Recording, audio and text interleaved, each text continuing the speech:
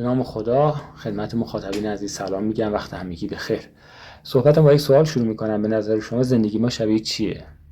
در یک پاسخ میتونیم بگیم زندگی ما مانند زندگی یک ورزشکاری است که قصد داره یک ورزش حرفه‌ای رو دنبال کنه. چنین ورزشکاری مسابقات مختلف رو شرکت میکنه، از سطح پایین تا سطح بالا.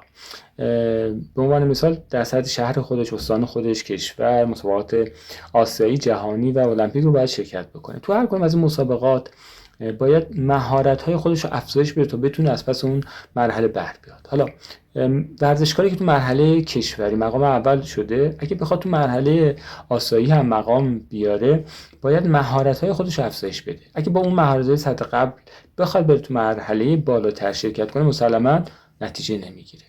مانند این ورزشکار زندگی ماست.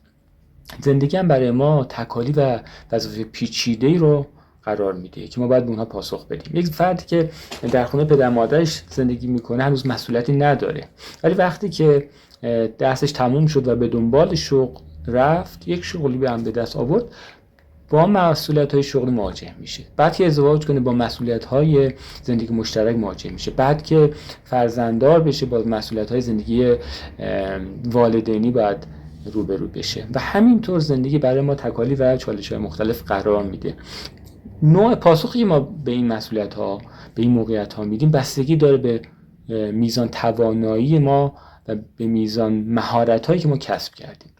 اگه مهارت‌های لازم رو کسب کرده باشیم، خیلی خوب میتونیم پاسخ بدیم و به تکالیف دیگه بپردازیم.